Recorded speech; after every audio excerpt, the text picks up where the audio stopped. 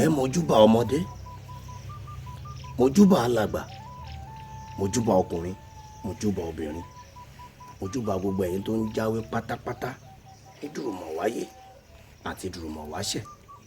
Èmi ọmọ yín ni o, àbúrò yín, ẹ̀gbọ́n yín, Omilani Olúdáre Àrẹ̀mú, like father like son, ọmọ bàbá tó ń pè ní Eégún létí nílùú Ẹlẹ́rìí Àdùbí. Mo tún dé padà sórí ètò yín Ọgbọ́n Àgbà. Ọgbọ́n Àgbà TV òun lẹ́wà lórí ìkànnì Ọgbọ́n Àgbà wa. Ẹ mọ̀ pé gbogbo ìgbà ohun tá a máa ń ṣe ni wípé à ń mú nǹkan nínú Bíbélì àwọn bàbá wa, ìyẹn àkáǹtì wọn tá a fi ń ṣọmọ aráyé lóore. Mo kí yín o, mo kí gbogbo ẹ̀dá ń jáwé o, ẹ mọ̀ jẹ́ ń tẹnugbó bí ọwọ́. Ohun táwọn bàbá wa fi lélẹ̀ fún wa òun là ń ṣe o. Bàbá mi David Omilani Àdùbí, ìbàrẹ̀ o, káwòrè jẹ́ mọ́ rẹ̀. Kí mo mú wálé ní wọn ò fẹ́ kọ́rọ̀ mi pọ̀. Torí mò ń dúpẹ́ lọ́wọ́ gbẹ̀yìn tẹ́ ẹ̀yìn mi, torí yẹniyẹni kẹ́ni ó lè ṣe mí ní Èyónú àgbà wọn la mú wálé ní. Ṣé wá rí Èyónú àgbà tèmi tòní?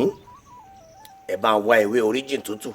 Tẹ́ ẹ bá ti wá ewé oríjìn tútù, ẹ bá ń wá ẹyọ oró ẹ̀wà, èrè ẹ̀wà náà ń pè bẹ́ẹ̀.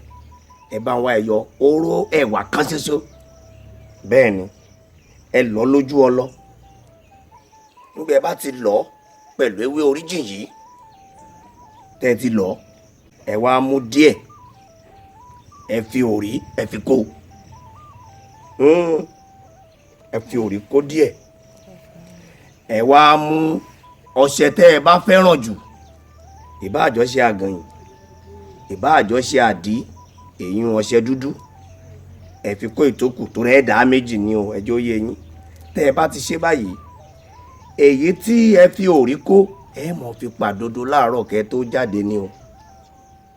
Ṣẹwárì tẹ́ ẹ fọṣẹ kó, ẹ mọ̀ fèyún wẹ̀ láràárọ̀. Ẹ mọ̀ wẹ̀ lọ́jọ́ Wednesday o, ẹ sì mọ̀ wẹ̀ ní Sátidé. Èyónú àgbà ni o. Ṣé rí bó ti kéré hùn, ẹ mọ̀ fi ṣeré. Ẹ là lò. Tẹ́ ẹ bá ti lọ ẹ padà wá yìn mí. Èmi ọmọ yín náà ni o, Olúdáre Àrẹ̀mú, ọmọ Omilani, like father like son, ọmọ bàbá tó ń jẹ́ Eégún létí nílùú Ẹlẹ́rìí Àdùbí. Bẹ́ẹ̀ ni o, èmi ní òòṣà ńlá tí ń gbélé tó ń fọ wẹ́lẹ́. Ẹ tún lọ lò wò. Tẹ́ ẹ bá ti lò ẹ padà yìn mí bó ti jẹ́ nù. Ẹ ṣe bẹ́ẹ̀ tí ń bá mi lọ, ìná ò ní tán wò yín o. Ẹ ṣeun.